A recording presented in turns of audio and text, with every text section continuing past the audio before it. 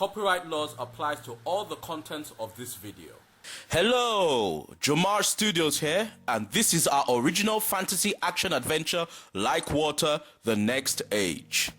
Prologue. I'm betting many think back to the day the world changed. Millions of people suddenly disappearing, followed by the planet being bombarded with meteorites. Then a third world war, which ushered in a one world government that now rules with an iron fist and has introduced mandatory implants for citizens to be deemed legal. For half of the few that refused, it meant face being discarded from a life many would deem as comfortable and relying on a land that without the government's technology was now hostile towards mankind. For the other half, the outcome was death.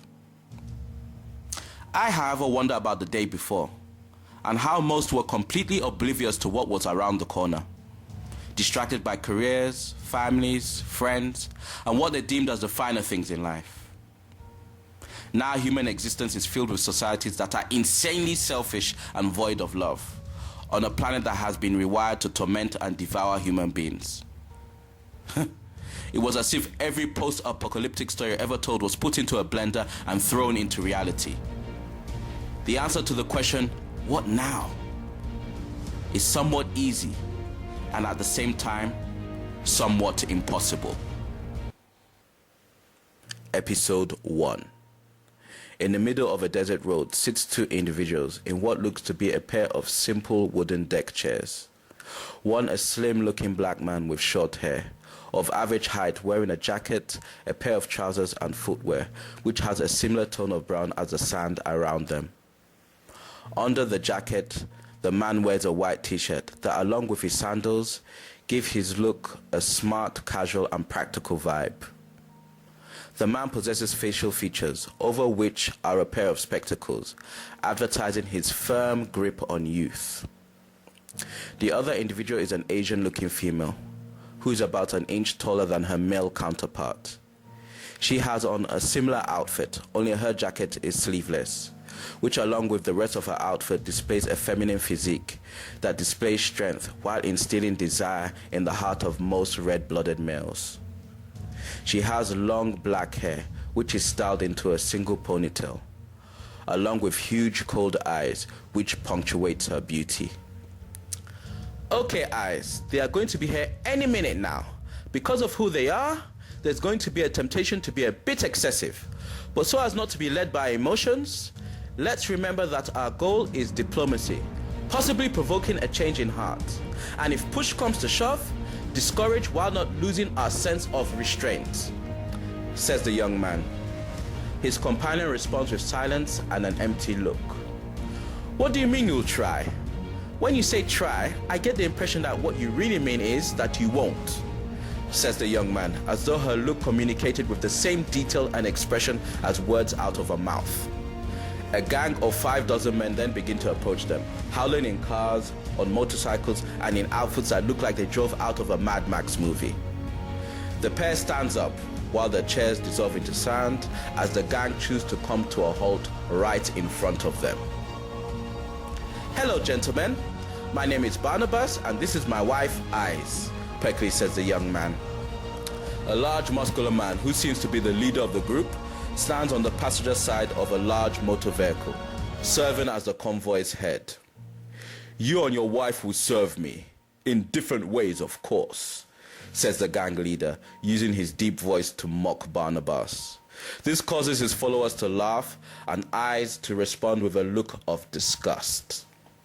I know we live in very difficult times, but I have for you a solution that means you no longer need to ravage any village you can find.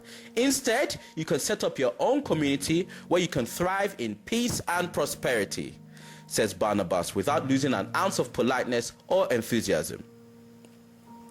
Ravaging brings me pleasure, says the leader, licking his lips while looking intensely at the young man's wife. Be that as it may, says Barnabas, but before he could complete his sentence, the leader brings out a huge pistol and shoots it at him, only for the bullet to be intercepted and stopped by some sand, which swirled up supernaturally. Everyone except for Barnabas and Eyes are stunned into silence. First of all, I just want to say violence is not our intention. However, if this many of you attack, I'm not sure I'll be able to monitor my wife's reactions, says Barnabas sincerely. The gang snaps out of the momentary trance and reverts back to their base nature by attacking the young couple mercilessly. Barnabas in turn responds with the use of incredibly graceful movements, along with what seems to be a supernatural manipulation of the sand around him, to humanely render all his attackers either unconscious or temporarily incapacitated and permanently discouraged. Ai's response, although just as skillful but without any supernatural element to it, was a lot more unforgiving, as her responses ended with either broken bones or a quick exit from this life. In a matter of minutes, no member of the group was in any shape to verbally communicate. "You need deliverance," said Barnabas to Eyes as he sees the condition of all the men that chose to attack her. 6 hours later, the injured had made their retreat and the dead had begun to seemingly make their permanent residency in the middle of the road. An old, frail-looking Chinese man, dressed in a black suit inspired by his heritage, approaches the area. With one look, he reanimates the 15 dead into wild, ravenous beings that are half man and half mud. "Be free, my children," says the man, prompting the beings to take off like wild beasts. That is the end of episode 1. But before we go, answer this question. As a Christian, is Ai's right to use maximum force against 60 armed bandits who intend to kill her husband and then rape her? Give your answers in the comments below, as well as on our Facebook page and on our Twitter page.